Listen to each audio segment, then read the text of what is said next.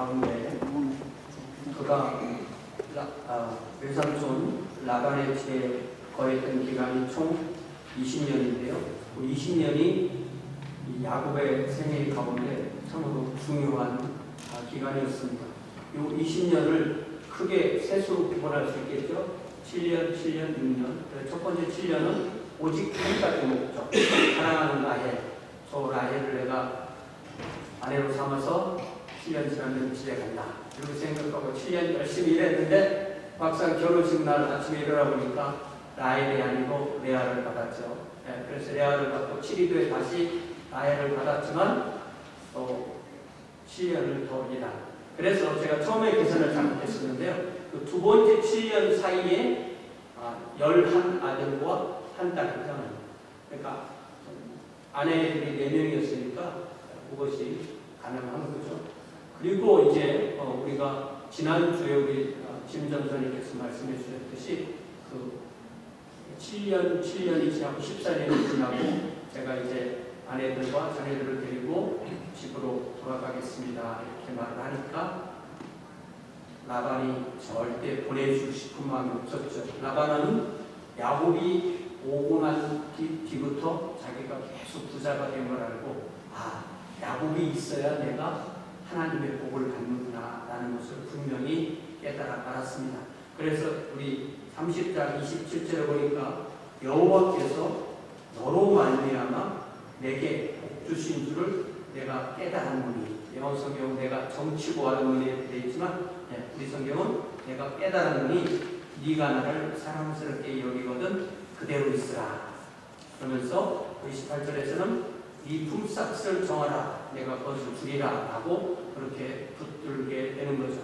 야곱은 하나님이 자신에게 준 아내들, 자녀들을 위해서 자신이 경제적으로 독립해야 함을 분명하게 깨닫고 있었습니다. 지난 14년 동안에 야곱과 그의 가족은 사유재산이라고 가진 게 거의 없었습니다. 그래서 30절에 여러분 창세기 30장 30절에 뭐라고 말하냐면 내가 오기 전에는 외삼촌의 소유가 적더니 번성하여 때를 이루었으니 내 달이 이르는 곳마다 여호와께서 외삼촌에게 복을 주셨나이다. 그러나 여기 중요한 말이 나옵니다. 그러나 나는 언제나 내 집을 세우리이다. 이 남자가요 혼자 살 때는 이런 생각 못합니다. 근데 결혼하고 저 자식 딱 생기면 이거 내가 먹여 살려야 된다. 내 집을 경제적으로 어떻게 독립을 해야 된다. 이런 표현을 해요. 옛날에 우리 기영민 목사님이 갑자기 뜬금없이 여기 미국 오기 전에 우리 야곱처럼 살아야 되지 않겠습니까? 뭔 말이거든. 요 말입니다. 처자식이 생겼으니까 먹여 살려야 됩니다. 여러분 우리도 결혼하기 전이나 또 우리가 미국에 오기 이전을 한번 잘 생각을 해보세요. 또 미국에 와서 처음에 자기 사업체를 갖지 못하고 또 남의 사업체에서 일할 때도 있었죠. 그렇지만 우리는 우리의 필요를 우리가 필요한 것을 꼭 채우시는 하나님을 믿습니다. 우리가 성실하게 일하면 하나님께서 우리 손의 수고를 통하여서 우리에게 필요한 것을 채워주시는 것을 우리는 믿습니다. 그래서 라반은 야곱을 붙들기 위해서 그와 함께 어떤 계약을 맺죠. 어그리먼이라고 우리 진저스를 말씀하셨는데 어떤 조약을 맺었는데 32절에 보니까 야곱은 이 라반의 양떼 중에서 아롱진 것, 점 있는 것, 검은 것 그리고 염소떼 중에서 점 있는 것, 아롱진 것 이게 무슨 말이냐면은 이 염소는 그러니까 양은 순백색 눈처럼 순백색 털이 그게 비싸게 나가는 거예요. 그리고 염소는 아주 그 흑진주처럼 다 새카맣고 빛나는 그 털이 또 비싸게 나가는 거예요. 그러니까 그런 것이 아닌 여러 가지 다른 변칙적인 색깔이 나오는 거는 자기가 갖고 비싼 거는 외삼촌이 가지세요. 이렇게 하니까 외삼촌이 라반이 얼른 계약을 성립. 그래 그렇게 하자. 이렇게 함으로써 계약이 이제 딱 조건이 서로 맞아서 계약이 성립했기 때문에 내가 이제 계속해서 외삼촌의 양떼를 보겠습니다. 라고 하는 거죠. 그래서 그 계약이 딱 성립했으니까 둘이 같이 양떼에 가서 순수한 색은 외삼촌 거, 그리고 변칙적인 색은 내 거, 이렇게 구분을 해야 되잖아요. 그죠? 이미 이렇게 얘기를 했잖아요. 그런데 성경을 잘 보면 라반이 어떻게 행동하냐면 35절에 보니까 34절에 내가 네 말대로 하리라 하고, 하리라 했으면 가려서 줘야 되잖아요. 그런데 35절 어떻게 됐어요? 그날에 그가 수정수 중에서 얼룩무늬 있는 것, 점이 있는 것을 가리고, 암염수 중에서 흰바탕에 아름진 것, 점이 있는 것 가리고, 양중에 고운 것들을 가려 어떻게 했어요? 야곱에게 줘야겠잖아요. 어떻게 했다고? 자기 아들들에게 줬다. 이렇게 되어 있어요. 그러니까 무슨 말이냐면은 라반은 야곱과 계약이 이루어지자마자 그 계약을 위반하는 거예요. 천연덕스럽게. 그런 사람도 있습니까? 우리 상거리에 보면 그런 사람도 있어요. 계약해놓고 순간에 싹 깨버리고, 이미 계약서 두장 딱 찍고 사인 딱 하고 이미 깨버리고, 라반이 이런 사람이라는 것입니다. 그래서 라반은 어떻게 생각할 거냐면, 내 양떼에서 변칙적인 것을 다 가려내면 앞으로의 변칙적인 것은 안 태어나겠지. 그죠? 다 가려냈으니까 이제 양들은 흰색만 있고 염소는 검은색만 있으니까 앞으로 안 태어나겠지. 그러니까 그런 야곱의 것은 태어날 가능성을 아예 씨부터 뽑겠다.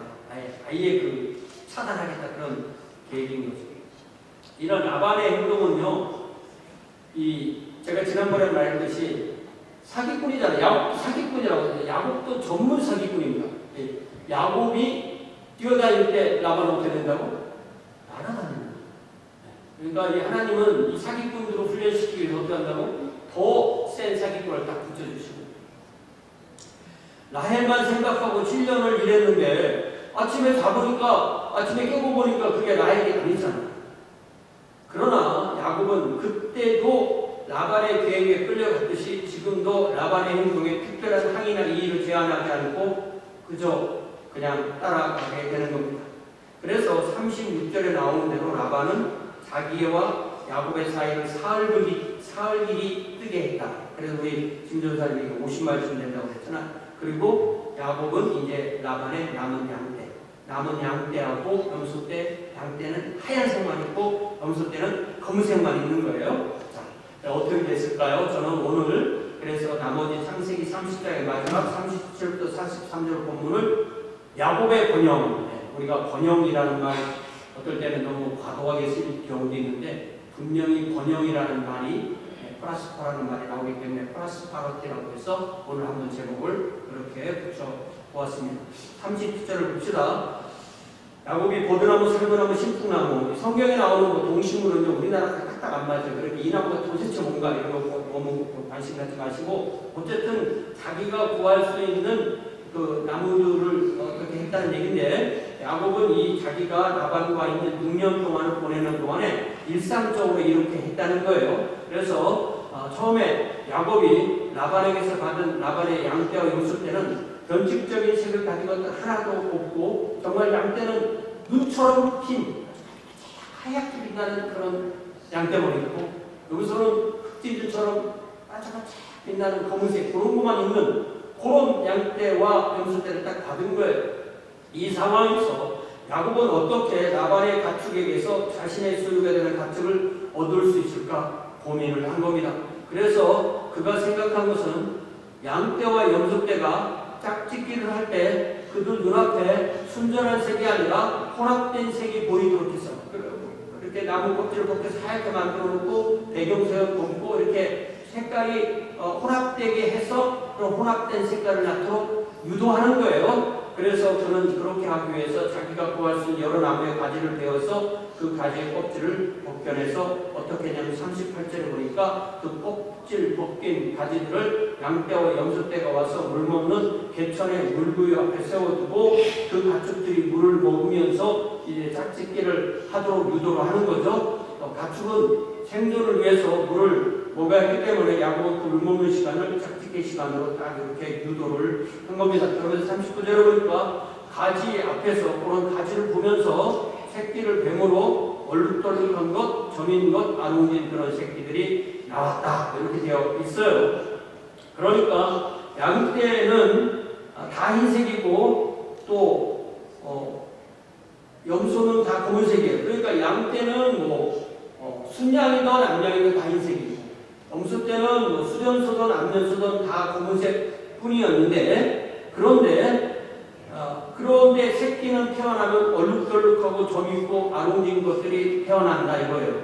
이게 과학적으로 그렇게 양들은 다 흰색인데 그렇게 변색의 새끼들이 나올 가능성, 그리고 염소는 다 검은색인데 이렇게 변색의 새끼들이 나올 가능성이 과학적으로 있습니까? 없습니까? 있지. 예를 들면 A형 부모들 밑에서 O형 나오죠. 그런 식으로 열성, 우성 이런 게 있는 건데요. 우리가 중고등학교 때 배웠던 걸 잘 기억을 해보면 인류가 처음으로 세계적으로 우성과 열성의 형질이 다음 세대에서 어떻게 날지를 예측해 볼 수 있는 과학적인 실험을 해서 정리한 사람이 19세기 후반 생물학자 멘델, 우리가 멘델의 법, 멘델의 유전 법칙 그런 거 생각나시죠? 게오르 요한 멘델. 이 사람은 그 체코 태상의 그 신부님, 수도사이면서 교회 정원에서 완두콩 갖고 실험을 한 생물학자인데, 그래서 우리가 중고등학교 수준에서도 배울 수 있는, 그래서 유전학의 아버지가 이렇게 불립니다. 그래서 1856년, 그러니까 200여 년 좀 가까이 됐죠. 이 1856년부터 1863년까지 약 한 6, 7년 동안 완두콩을 교배해서 유전학의 기초 이론을 이분이 세우게 됩니다. 완두콩은요, 여러분 완두콩 키워보셔서 아시겠지만 한 꽃에 암술과 수술이 함께 있는 꽃이고, 이런 꽃을 양성화라고 그렇게 부릅니다. 멘델은 그거를 잘 해서 자가수분이 계속 이루어지게 하고, 또 자기가 그걸 인공으로 교배를 해서 완두콩에는 7가지 대조되는 형질이, 이거는 우성, 이거는 열성, 이렇게 있다는 걸 알면서 그런 한 가지 성질을 가지고 있는 순종 품종을 실험해서 그걸 만들어낸 거예요. 그러면서 이 과정에서 어떤 형질이 우성이고 어떤 형질이 열성인지를 알게 된 것입니다. 그래서 예를 들자면 겉으로 보기에는 완두콩이, 우리가 볼 때는 다 완두콩이지 뭐 이렇게 하지만, 완두콩이 어떤 것은 우성 형질만 가진 순종 완두콩이 있고, 또 열성 형질이 있는 그 속에 열성의 것을 가지고 있는 잡종이 있다는 것입니다. 예를 들어서 완두콩이 껍질이 매끈매끈한 완두콩도 있고, 또 껍질이 이렇게 주름이 진 완두콩도 있는 거예요. 그래서 순종 매끈매끈한 완두콩 주위 교배와 계속 매끈매끈한 나오고, 또 열성을 섞으면 또 그렇게 되지만, 그런데 순종과 열성이 딱 같이 섞이면 이게 예를 들면 이게 AA고 이건 AB다 이렇게 섞여 있으면, 이게 그 다음에 나오는 것은 우성이 3, 열성이 1 이렇게 나옵니다. 이거 우리 다 중간에 배운 겁니다. 생각이 나시겠지만, 그러한 멘델의 유전 법칙을 우리가 알고 있죠. 또 그 이후에 무수히 유전 과학이 발전해서 우리가 그런 것을 뉴스로나 이런 걸로 알고 있는데, 그런 말씀을, 그런 그 과학적 내용을 우리가 알고 있기 때문에 이 말씀을 오해할 가능성이 있다는 거예요. 그래서 야곱의 이러한 행동을 우리 눈으로 보면, 다시 말하면 이게 나뭇가지를 세웠기 때문에 그 결과로, 그것이 원인이 돼서 그렇게 자기가 원하는 그런 새끼들을 얻었다라고 하는 것은 전혀 과학적이지도 않고 이성적인 근거도 없는 행동입니다. 그렇기 때문에 우리가 나도 내가 어떤 이런 트릭을 쓰면 이런 결과를 얻겠지라고 이것을 가지고 우리의 행동의 모범으로 삼을 수도 없습니다. 성경 시대에 기록된 성경 말씀이라고 해서 해석의 과정을 거치지 않고 오늘날 그대로 적용한다면 그 결과는 아주 이상한 것이 될 수 있어요. 예를 들자면 우리가 그런 규절이 많지만, 민수기 우리가 읽을 때 기억하자면 민수기 5장 11절부터 31절 부분에 부부 사이에서 남편이 아내의 결혼 생활에서 정절이 의심스러울 때 그 문제를 어떻게 해결하는지가 자세히 기록되어 있는데 그 시대의 눈으로 보면 자연스럽지만 오늘날 우리의 눈으로 보면 황당한 얘기예요. 남편이 아내를 이제 성막으로 데리고 와서 하나님 앞에 세웁니다. 그러면 제사장은 토기를 갖다가 거기에 거룩한 물을 닦고 성막 바닥에서 티끌, 흙이잖아요. 흙을 그거를 좀 퍼서 물에 넣고 그 다음에 두루마리에다가 네가 뭐 남편을 버리고 어떻게 했으면 이런 저주를 받는다고 쫙 써서 그 잉크를 그 물에다 타서 다시 섞어서 그거를 마시라고 그래요. 마시라고. 네, 여자한테. 그걸 마시게 하고 또 더 나아가서 그 아내가 또 의심의 소재물, 이 곡물 제사를 물을 가지고 오면 그걸 여호와께 드리고 그 불사른 제물에 그 재를 다시 이렇게 만들어서 그 물에다 넣고 그걸 마시게 해요. 그래서 아내가 부정을 행했으면 배가 불어오르고 넓적다리가 말라버리게 된다. 만약에 네가 정하되면 아무런 해도 받지 않는다. 그러면서 이 결론에서 뭐라고 말씀하시냐면 잘 들어봐요. 29절부터 31절까지 이는 의심의 법이니 아내가 그의 남편을 두고 탈선하여 더럽힌 때나 또는 그 남편의 의심이 생겨서 자기의 아내를 의심할 때 여인을 여호와 앞에 세워 앞에 두고 제사장이 이 법대로 행할 것이라. 남편은 무죄할 것이요 여인은 죄가 있으면 행하리라.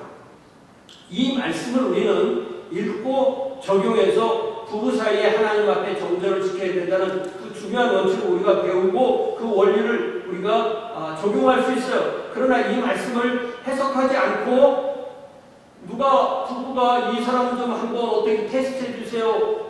목사님께 데리고 갈 수가 있어요? 그럴 수 없잖아요. 절대로 그럴 수가 없잖아요.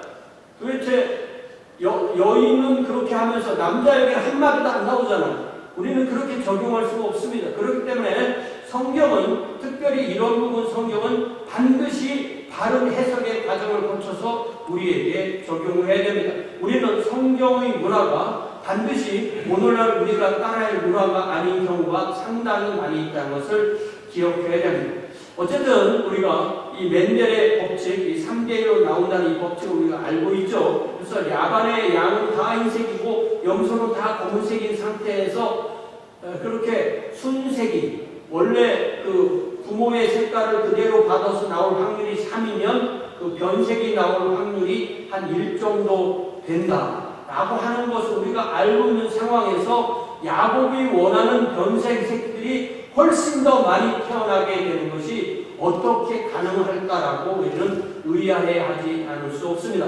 다시 말하면 100%로 말하면 순색이 태어날 확률이 75%, 변색이 태어날 확률이 25%. 그러니까 순색이 3마리 태어날 때 변색은 1마리 태어나는 거예요. 그런데 야곱은 자신이 구하는 방법으로 그 확률을 오히려 뒤집어서 마치 변색이 태어날 확률이 75%, 변색이 3마리 태어날 때 순색은 1마리 태어날 정도로 그렇게 뒤집은 것처럼 보입니다. 어떻게 이런 일이 가능했을까요? 여러분 그 답이 31장에 나오는데요. 31장에 보면 야곱이 라반에게서 도망쳐 나오기 전에 자기 아내들을 들로 불러내어서 대화하는 내용이 나오는데요. 9절에 보니까 뭐라고 말하냐면 하나님이 이같이 그대들의 아버지의 가축을 빼앗아 내게 주셨느니라 이렇게 말합니다. 즉 야곱은 나름대로 자신의 방법을 고안해서 자신이 라반과 세운 계약대로 홈삭스를 받아 재산을 늘렸지만 자신에게 이런 복을 주신 분은 하나님이심을 자기 아내들에게 증언합니다. 그러면서 자세하게 뭐라고 말하냐면 10절에 그 양떼가 새끼 뵐 때 내가 꿈에 눈을 들어보니 양떼를 탄 숫양은 다 얼룩무늬 있는 것과 점 있는 것과 아롱진 것이었더라. 무슨 뜻이죠? 현실에는 암양이든 순양이든 다 흰색밖에 없는 거예요.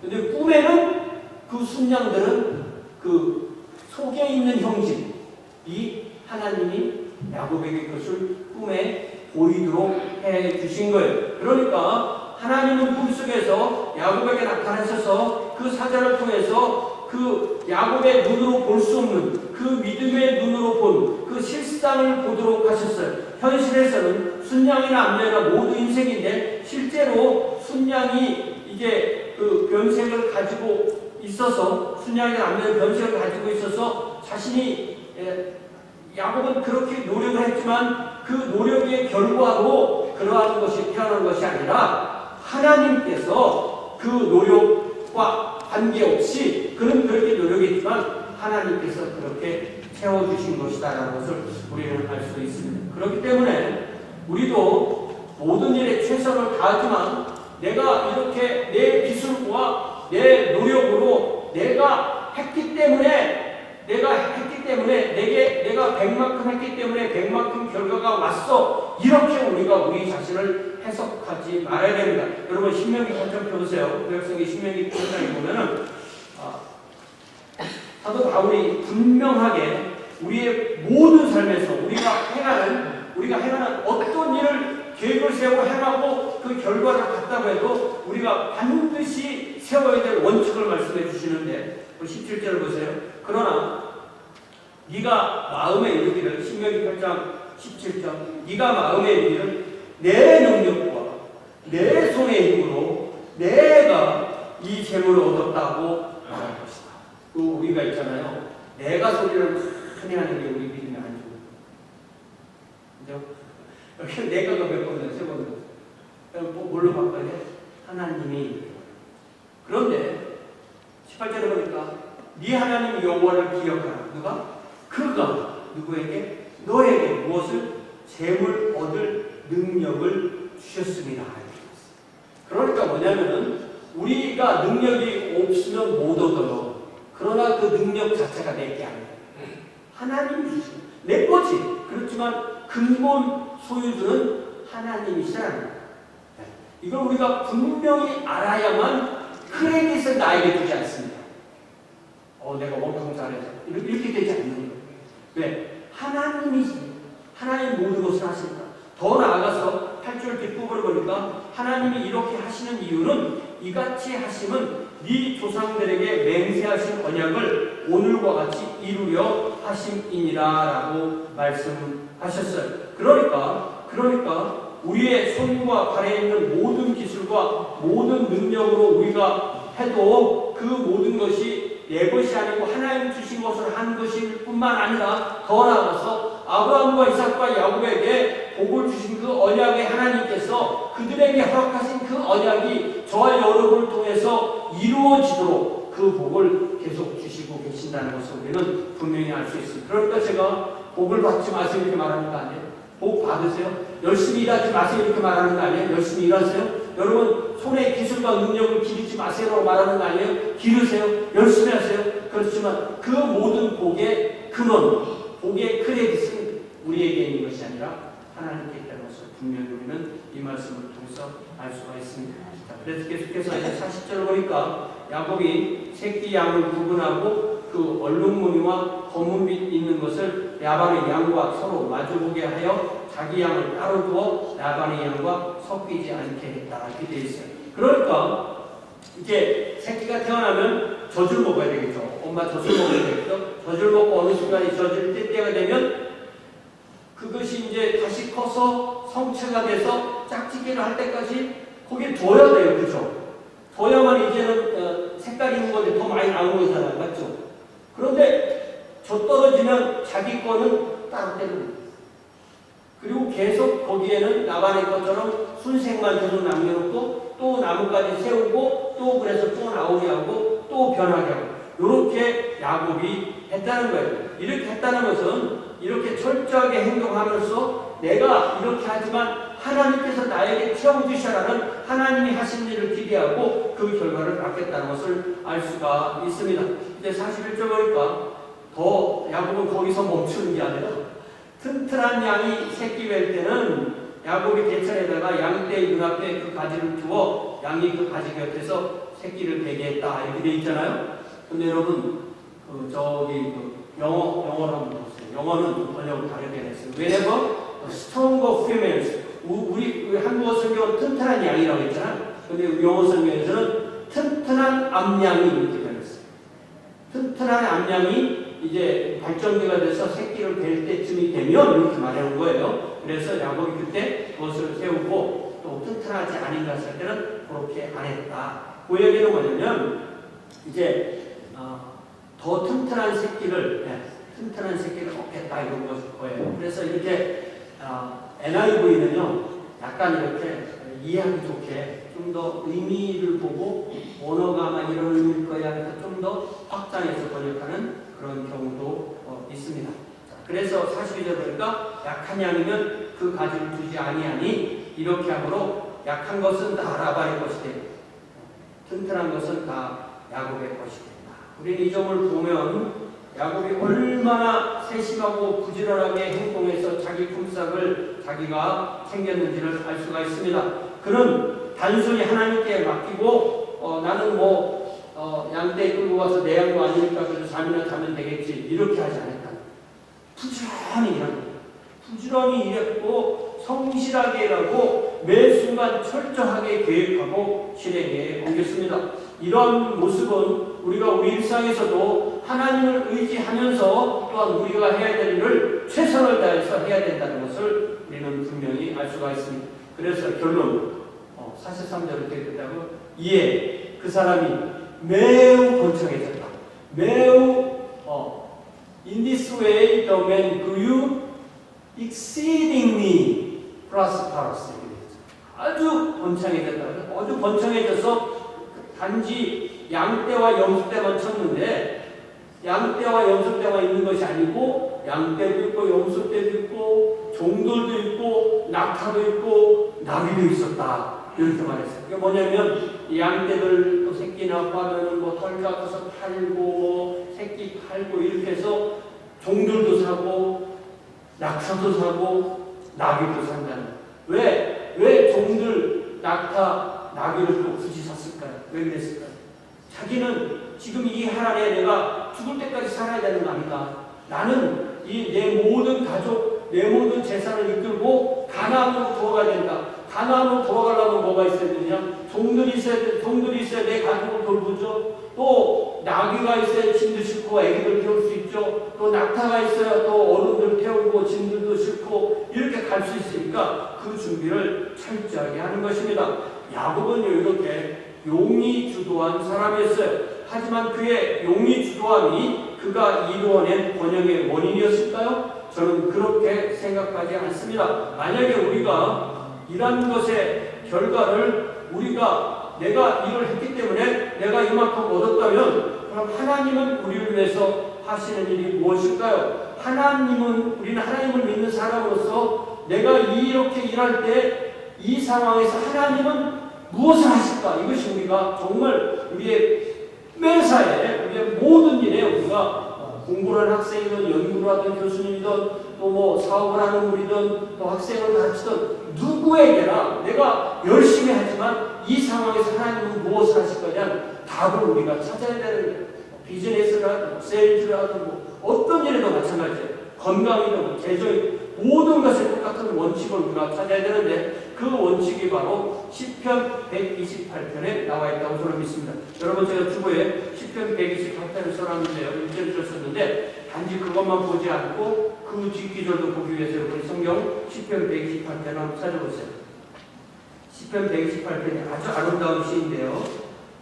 1절에서 뭐라고 말을 하냐면 시인이 뭐라고 말하냐면 여호와를 경외하며 그의 길을 걷는 자마다 복이 있도다. 그러니까 이 시인이 이 시를 쓰기 이전이나 이후나 오늘날까지나 앞으로 계속 절대 변하지 않는 원칙이 있는데 그게 뭐냐면 우리는 하나님 앞에서 두 가지가 있다는 거예요. 하나는 하나님을 믿는 것, 또 하나는 하나님이 우리에게 주신 말씀대로 사는 것. 이것을 여호와를 경외한다고 하고 믿는 건 경외한다고 하고 그분이 주신 언약의 말씀대로 우리가 사는 것은 그의 길을 걷는다고 그렇게 말합니다. 그렇기 때문에 하나님을 믿는다는 것은 뭐냐면 하나님을 믿는다는 것은 하나님의 방식대로 하나님이 원하신 대로 하나님이 주신 말씀에 나타난 대로 하나님의 뜻을 순종하는 것이 바로 하나님을 믿는다는 뜻입니다.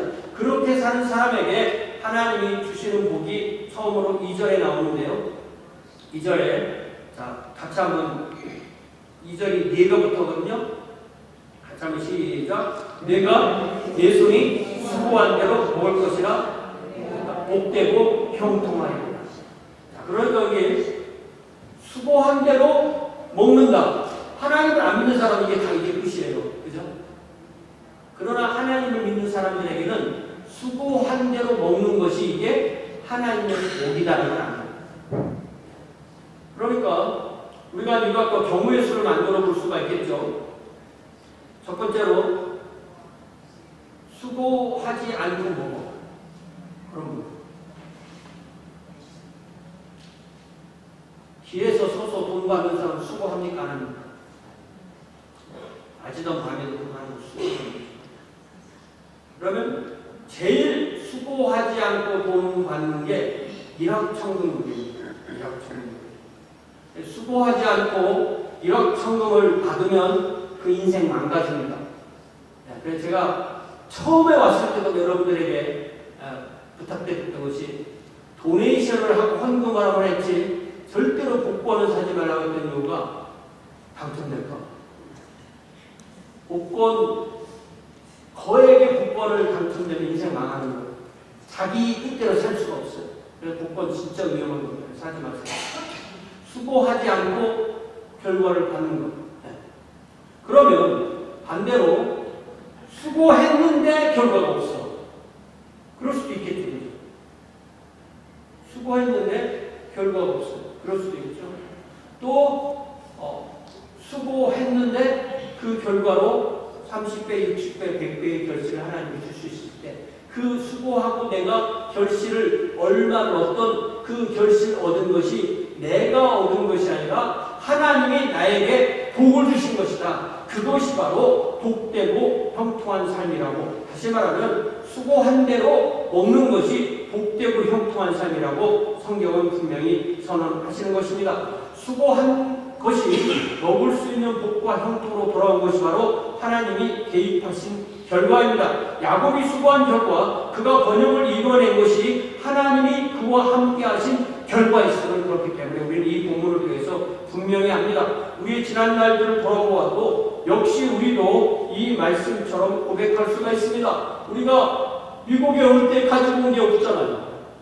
야곱은요, 내가 이 요단을 건널 때는 지팡이 하나만 있었는데 이제 20년 동안 하나에 살고 다시 고향에 돌아올 때 보니까 아내가 4명이요, 자녀들이 12명이요, 짐승들도 2대나 이루었다고 그렇게 고백하게 됩니다. 하나님이 또 복을 주신 삶이 3절에도 나오는데요. 시편 128편 3절에 같이 한번 읽어요. 시작. 내 집 안방에 있는 내 아내는 결실한 포도나무 같으며 내 식탁에 둘러앉은 자식들은 어린 감람나무 같으리로다.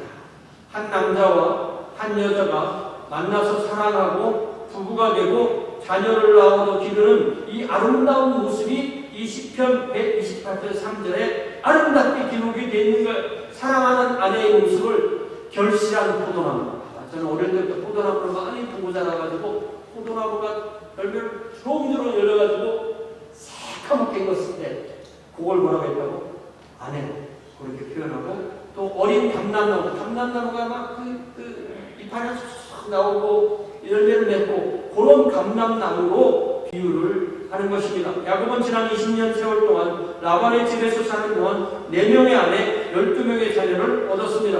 우리가 하나님을 섬기며 얻는 여러 가지 복 가운데 부부와 또 자녀, 이렇게 가정을 이루는 것이 가장 아름다운 복입니다. 자녀의 복은 자녀의 복으로 그치지 않고 6절에 보니까 네 자식의 자식을 볼지어다. 이게 한국말 자식들하고 나쁜 말 같지만 나쁜 말 아닙니다. 네 자녀의 자녀를 볼지어다. And may you live to see your children's children. 어느 날요, 애들이 크면요 결혼을 한다고. 그러다 어느 날 보면은 애기를 낳아. 그럼 우리 부모가 보면 어때요? 애가 애를 낳는 이렇게 됩니다. 그게 바로 성경에 나오는 자녀가 자녀를 낳는 그 복이 이루어지게 되는 것입니다. 그러면 그 자녀를 낳고 또 자녀가 자녀를 낳는 그 자녀들을 전도해서 예수님 믿고 하나님 왕국으로 끌어가면 이것이 바로 그들이 단지 하나의 사람이 드러나는 것이 아니라 하나님의 왕국 자녀가 드러나는 그런 영적인 복으로 확장됩니다. 그런 복은 시인이 5절에서 다시 말하는데요. 하나님을 경외하는 자가 받을 영적인 복을 어떻게 묘사할까요? 5절의 시작. 여호와께서 시온에서 내게 복을 주실지어다. 너는 평생에 예루살렘에 번영을 본다. 여기 번영이라는 말이 또 나오죠. 그러니까 야곱이 가나안을 사모했듯이 이 시편 118편의 시인이 시온과 예루살렘의 번영을 사모했듯이, 그리고 우리가 예수 안에서 하나님의 자녀가 되고 하나님의 왕국에 참여하듯이 우리가 하나님을 경외하며 얻는 복은 단지 물질적인 복에 그치는 것이 아니고 영적인 것도 또한 물질적인 것과 영적인 것을 하나님께서 우리에게 복으로 주시는 것을 분명히 알 수가 있습니다. 우리가 이 세상을 살아가기 위해서 꼭 필요한 것은 단지 물질적인 것에 그치지 않고 단지 영적인 것에 그치지 않고 이 모든 복이 바로 복의 근원이신 하나님께로부터 우리에게 오는 것이, 그러면 우리가 살고 우리 가족 공동체가 살고 우리 교회 공동체가 살고 더 큰 공동체가 살고, 그래서 그러한 우리 모든 하나님의 자녀들 모든 사람들을 살리기 위해서 하나님께서 그 필요한 모든 복을 주시는 것을 우리가 알기 때문에 우리는 복의 근원 하나님을 믿고 하나님께 그 복을 받아 누리게 되는 것입니다. 지난 6년 동안 야곱이 노동을 했고 그 노동을 하는 동안에 하나님께서 어떻게 복을 주셔서 그에게 어떻게 번영의 생활을 할 수 있는지를 하나님 말씀이 어떻게 표현하는지를 보았습니다. 저와 여러분에게도 하나님께서 우리에게 가정과 자녀를 주셨습니다. 그리고 우리에게 가정 공동체를 주시고 교회 공동체를 주셔서 하나님을 위해서 날마다 분투하며 살게 합니다. 날마다 수고합니다. 어제들 모여서 그 같이들 활동하는데 얼마나 즐거워하고 눈빛이 바짝바짝하고 이렇게 교회 문 열고 여러 사람들이 마음껏 들어오는 거 보니까 얼마나 행복한지 몰랐습니다. 하나님께서 우리에게 무슨 아이디어를 주시고 어떻게 움직일 힘을 주시고 무엇을 하도록 하게 하시면 그걸 통해서 소통이 이루어지고 교환이 이루어지고 또 흐르고 또 공유하고 나누고 그런 복이 있게 되는 것입니다. 우리가 이렇게 수고할 때 하나님 그 수고를 활용하셔서 하나님의 복을 주시고, 그렇기 때문에 우리는 주님 앞에 수고하면서 기도하면서 기대하면서 하나님의 복을 받게 되는 것입니다. 지나간 날들을 돌아볼 때 저도 어떻게 계산해 보니까 금년이 30년째 되는 날이었어요. 미국 95년 되었고 지금 25년이 말이죠.